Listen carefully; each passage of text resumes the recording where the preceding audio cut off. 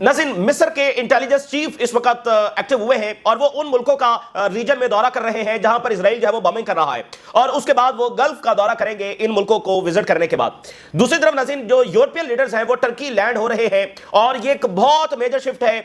Turkey की ताकत जो है जिस तरह से बढ़ रही है, ये इजराइल के लिए बड़ा परेशान कुन मामला है। रीजन के अंदर एक बहुत बड़ा आप कह लें कि टर्निंग पॉइंट तब्दीली आ रही है, जहां पर इजराइल एयर सुपीरियरिटी जो है वो आप कह लें कि मेंटेन कर रहा था। एयर सुपीरियरिटी सिर्फ उसके पास थी, और उसके पास जो सबसे बड़ा एडवांटेज था वो ये था कि यूरोपियंस और अमेरिकन्स उनकी मर्जी के बगैर कोई पॉलिसी किसी मुल्क के साथ रीजन के वो नहीं बनाएंगे। ये वो बड़ी बुनियादी चीज है जो इजराइल की हेजेमनी को यकीनी बनाती है। तो इस बुनियादी पॉलिसी के शिफ्ट का मतलब ये है कि हर चीज ही बदलने जा रही है। तो उस दौर का एक आगाज जो वो इस वक्त हम देख रहे हैं टर्की की सूरत के अंदर। टर्की जो यूरोपियंस की अब जरूरत बन गया है, और वो क्यों बना है? यूक्रेन जंग की वजह से। तो टर्की जो यूरोपियंस की जरूरत बन गया है, और यूरोपियंस जो अमेरिका से अपनी डिपेंडेंसी खत्म कर रहे हैं, ठीक है ना। तो ये सारे फैक्टर्स मिलाकर एक नई रियलिटी जो है वो जन्म ले रही है, ठीक है ना। आप जंगें कहां होती है, लेकिन असरात और उसकी पॉलिसीज आप देखें क्या नतीजे निकलते हैं। मिसाल के तौर पे जंग सोवियत यूनियन और अमेरिका की जारी थी, असर फलस्तीनी कॉज पर पड़ा। वाई? क्योंकि सोवियत यूनियन कोलैप्स हो गया तो यहां पर कोई मुतबादिल पावर नहीं बची, ठीक है ना। तो जंगें कहीं और हो रही होती हैं, तो असरात उनके दुनिया के मुख्तलिफ रीजन में मुख्तलिफ जारी कॉन्फ्लिक्ट्स के ऊपर पड़ते हैं। तो यूरोपियंस में, अमेरिकन में जो भी तब्दीली आएगी उसके बरह रास्त असरात जब फलस्तीनी कॉज पर होंगे। तो टर्की का ये मामला जो है बिल्कुल एक नया चैप्टर है, और वहां पर बेलारूस की एस्केलेशन हुई है। बॉर्डर जो है वो नेबरिंग कंट्रीज के साथ इस वक्त बंद हो रहे हैं। पुतिन ने जो स्ट्रेटेजिक पार्टनरशिप है उसके ऊपर बाकायदा दस्तखत कर दिए हैं, यानी एक सेरेमोनियल चीज आप कह सकते हैं, वो जरूरी होता है साइन करना, तो वो साइन किया है। साथ ही जो रशियन प्यारे हैं वो वेनेजुएला के अंदर लैंड कर रहे हैं। ताइवान इस वक्त ऑन स्टेक है। जब प्रेसिडेंट ट्रंप चाइना के सदर के साथ मुलाकात करने जा रहे हैं तो ओवरऑल खबरें गूंज रही है कि ताइवान, ज़ाहिर है चाइना का तो सबसे बड़ा इंटरेस्ट जब वो ताइवान है, और ताइवान अभी तक है, वजह अमेरिका है। अगर अमेरिका पीछे हट जाए तो ताइवान जब वो ज़ाहिर है उस तरह से नहीं रह सकता। और अगली बात यह है कि अगर अमेरिका के होते हुए चाइना ताइवान ले गया तो फिर इसका मतलब ये हो गया कि ओवरऑल जो अमेरिकन वर्ल्ड ऑर्डर है वो कोलैप्स कर गया है मुकम्मल। यानी एक चीज होती है एस्टैब्लिश हो जाना, तो अमेरिका के होते हुए उनकी मुकम्मल सपोर्ट के बावजूद अगर चाइना ताइवान ले जाता है तो असल बैटल ये है। लेकिन इस वक्त चूंकि मुलाकात हो रही है तो ये भी डिस्कशन हो रही है कि ताइवान का कोई सौदा तो अमेरिका नहीं गिव एंड टेक में कर लेगा। तो ताइवान इस वक्त जब शदीद परेशान है, इसके ऊपर भी हम बात करेंगे। तो स्टार्ट हम करते हैं इजिप्ट के जो इंटेलिजेंस चीफ है मेजर जनरल हसन, ठीक है ना। मेजर जनरल हसन ये वही इंटेलिजेंस चीफ है जिन्होंने कुछ रोज कबल जो है वो इजराइल का दौरा किया था, और ये फर्स्ट इंटेलिजेंस चीफ है रीजन के जिन्होंने 7 अक्टूबर 2023 के बाद इजराइल का जो है दौरा किया हो। और इन्होंने नेतन्याहू के साथ जाकर मुलाकात की थी, और फिर काफी ज्यादा तनकीद भी हुई थी कि क्या जरूरत थी वहां पर नेतन्याहू के साथ मुलाकात करने के लिए। इस वक्त ये फिर एक्टिव हुए हैं, और जनाब अली ये कहां जा रहे हैं? ये लेबनान जा रहे हैं, और टाइमिंग बड़ी इंपॉर्टेंट है क्योंकि लेबनान में जो इजराइल ने एस्केलेशन की है तो उस तनाजुर के अंदर वहां पर इनका जाना ये बड़ा इंपॉर्टेंट है। Major general Hassan the head of the Egyptian intelligence agency Lebanon को विजिट करेंगे, जिसमें वो प्रेसिडेंट के साथ और प्राइम मिनिस्टर के साथ मुलाकात करेंगे। ये उनका रीजनल टूर है, फिर वो बाकी मुल्कों में भी जाएंगे, गल्फ भी वो इसके बाद जब वो जाएंगे। और एक ऐसी सूरत हाल में वो जा रहे हैं जब एस्केलेशन हुई है और इंटरनेशनल कम्युनिकेशन जो है वो इस वक्त बहुत ज्यादा इंटेंसिव हो गई है। कल जो यूएस एनवॉय है उन्होंने भी दौरा किया है लेबनान बॉर्डर पर इजरायली डिफेंस मिनिस्टर के साथ। मिसाल के तौर पे आप ये देखिए कि इंटेलिजेंस चीफ का जो लेबनान का दौरा है ये नोट वर्थी है, बड़ा इंपॉर्टेंट है। May be Surat hall on the verge of American banking मेडिएशन में जो है वो पहुंच गई हो, ठीक है ना। यहां पर भी कोई बात तय हो रही हो या खराब हो रही हो। इजिप्ट जो है इसके अच्छे मरासम है तेहरान के साथ, तेहरान ईरान यानी कि, और मिस्र जो है वो राब्ते में है।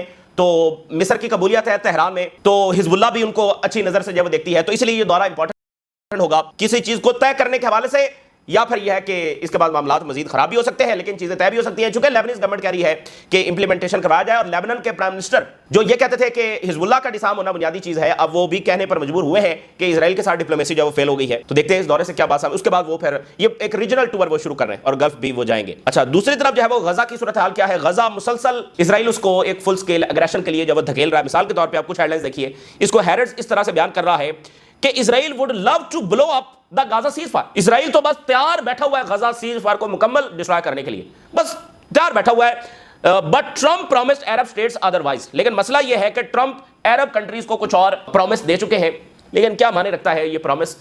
मेरा ख्याल है कि जो सऊदी अरेबिया का दौरा होना है वो इंपॉर्टेंट है, कुछ और डिफेंस डील्स होना होगी, कुछ और पस्से पर्दा मुआहदे होना होंगे जो वो चाहते हैं कि इसी सीज़फायर के दरमियान हो जाए। तो फिलहाल अमेरिका शायद ग्रीन लाइट ना दे, खासकर 18 نومبر تک تو ہم یہ کہہ سکتے ہیں کہ فل سکیل جو اگریشن ہے وہ اس کے گرین لائٹ جب نہ ملے، لیکن جو اسرائیلی بومبنگ جاری ہے اس کا کیا؟ اور وہ ہم صرف غزہ کی بات کر رہے ہیں، لیبنان میں، شام میں وہ کیا کر رہے ہیں؟ تو عربز کو پرومس کیا ہوا ہے ٹرمپ نے، اور اس پرومس کی کیا اہمیت ہے؟ اور ہیرز یہ کہہ رہا ہے کہ اسرائیل جب بس تیار بیٹھا ہوا ہے، اور سموتریچ کی سٹیٹمنٹ آپ دیکھیے، کہتا ہے the war is not over yet، جنگ ابھی ختم نہیں ہوئی ہے، اور ابھی تو disarming of the Gaza strip ابھی ہونا باقی ہے۔ 2 سال تک جینوسائیڈ کرنے والے ابھی بھی کہہ رہے ہیں کہ غزہ کا ڈس آرم ہونا باقی ہے۔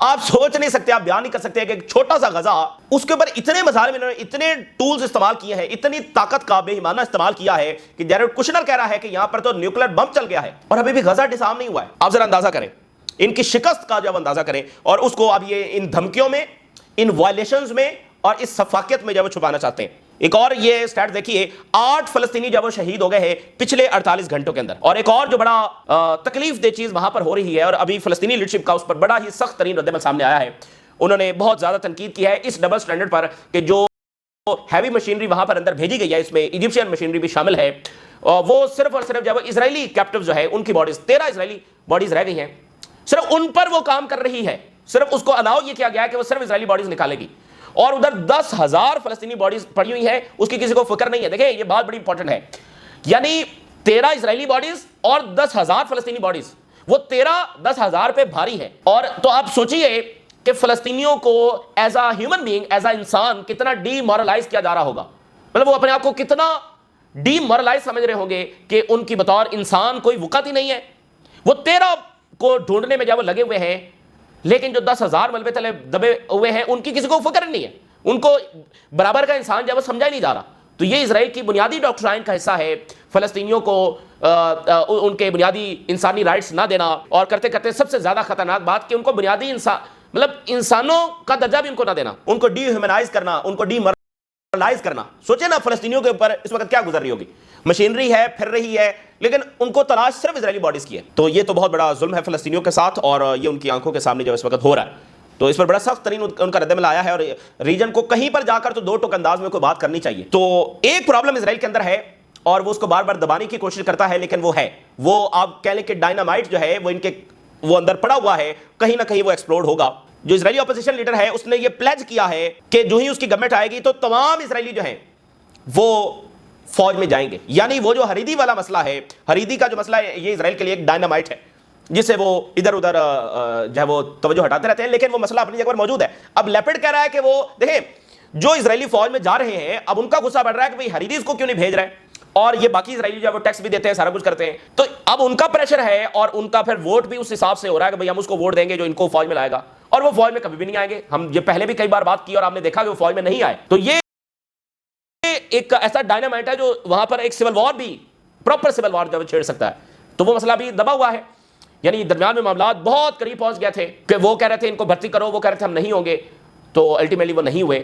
تو لیکن یہ مسئلہ اپنی جگہ پر موجود ہے کیونکہ فوج کی اب شدید کمی ہے، آنے والے مہینوں میں ان کو یہ فیصلہ کرنا ہے۔ تو اوورآل بھی اس اینٹی کو اب بہت سارے چیلنجز ہوں گے۔ یورپی یونین یہ کہہ رہا ہے کہ اسرائیل جو ہے وہ معاہدے کی جو ہے وہ پاسداری کرے، اور انہوں نے جو الفاظ استعمال کیے ہیں، وی کال آن اسرائیل، ایک منت سماجت کی ہے، یہ نہیں کہ کوئی خبردار کیا ہے، یہ نہیں کہ کوئی ریڈ لائن سیٹ کی ہے جیسے وہ رشیا کے لیے کرتے ہیں، جیسے وہ ایران کے لیے کرتے ہیں کہ یہ نہ کیا تو ہم یہ کر دیں گے، تو ایسا انہوں نے کچھ نہیں کیا، صرف ایک گزارش کی ہے کہ وہ سیز فائر کا جو عمل درآمد کرے۔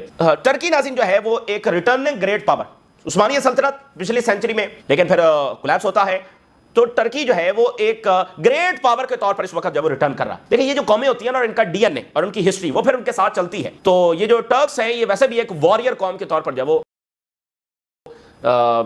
یہ دیکھی جاتی ہے، ایک وارئر قوم ہے۔ تو اب جناب ایک ویسے تازہ ترین کتاب ہی آئی ہے جس میں 5 پاورز کا ذکر کیا گیا ہے as a returning great powers, اور اس میں ایک ٹرکی بھی شامل ہے۔ تو جو سب سے بڑی تبدیلی اس وقت آ رہی ہے، ٹرکی نے جو ایڈوانسمنٹ کر لی ہے اپنی ملٹری ٹیکنالوجی کے اندر، وہ اس کے لیے بہت بڑا لیوریج ثابت ہو رہی ہے، اور اتنا بڑا لیوریج ثابت ہو رہی ہے کہ وہ یورپینز سے اپنی بات منوا رہا ہے، اور یورپینز جو ہے وہ چل کر ٹرکی کے پاس آ رہے ہیں، اور سب سے بڑھ کر آج برطانیہ۔ اور ذرا ہسٹری دیکھیے، پچھلی سینچری میں یہی برطانیہ ہے جو سلطنت عثمانیہ اور سارا آپ کو یاد ہے، آج اسی برطانیہ کے پرائم منسٹر جو ہے وہ ٹرکی پہنچے ہیں، اور بڑے ڈیفرنٹ انداز میں پہنچے ہیں۔ وہ 7 وزیر خارجہ یا اکنامک منسٹر ان کو نہیں لے کر آئے، بلکہ کس کو لے کر آئے؟ ملٹری لیڈرشپ کو جو ہے وہ ساتھ لے کر آئے، ڈیفینس منسٹر کو ساتھ لے کر آئے، آرمی لیڈرشپ کو جو ہے وہ ساتھ لے کر آئے، اور اترے ایک بیس کے اوپر ہیں، روایتی طور پر ایئرپورٹ کے اوپر نہیں اترے، بلکہ ایک بیس کے اوپر جو ہے وہ اترے ہیں، تو ٹرکش میڈیا نے اس کو لکھا ہے British prime minister arrives in Turkey in military style. Starmer کا جو پلین ہے وہ ایک ملٹری